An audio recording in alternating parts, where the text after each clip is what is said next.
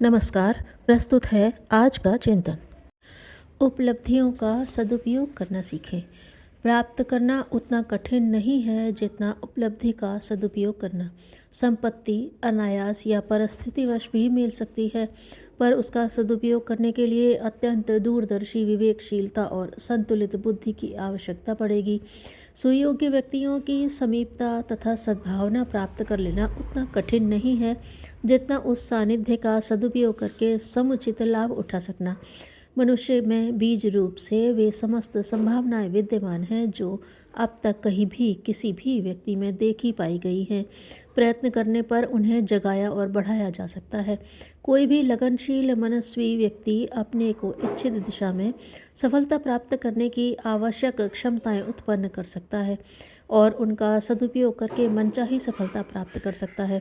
जो नहीं है उसे पाने के लिए अधिकांश मनुष्य लालायित देखे जाते हैं।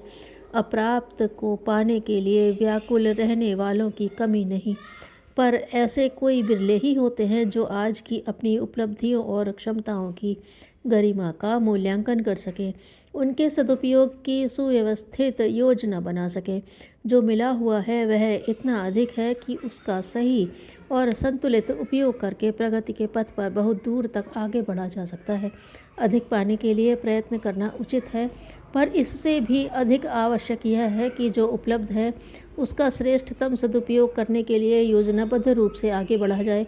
जो ऐसा कर सके उन्हें जीवन में असफल रहने का दुर्भाग्य कभी भी सहन नहीं करना पड़ा है। अखंड ज्योति, मार्च 1974, पृष्ठ 1। विभूति रहित संपदा निरर्थक है।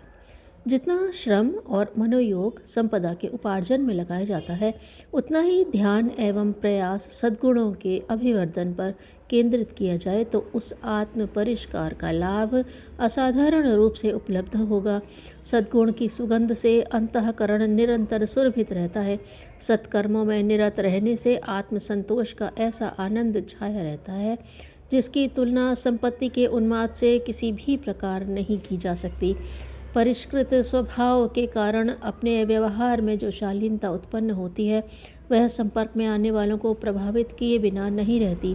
गुण कर्म स्वभाव के परिष्कार से निखरा हुआ व्यक्तित्व इतना अधिक आकर्षक होता है कि उस पर सहज ही लोक श्रद्धा निछावर होती रहती है।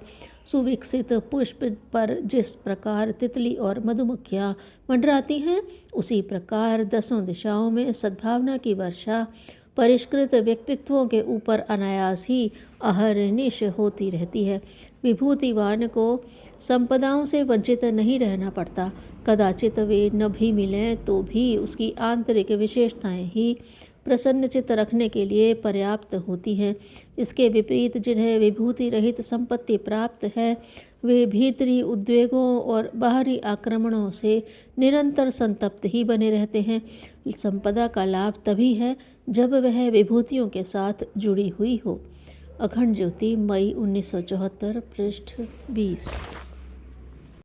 धन सार्थक बनता है नेकी से कमाने और भलाई में खर्च करने से। सत्कार्यों में धन लगाते रहने से धन के प्रति मोह नहीं रहता।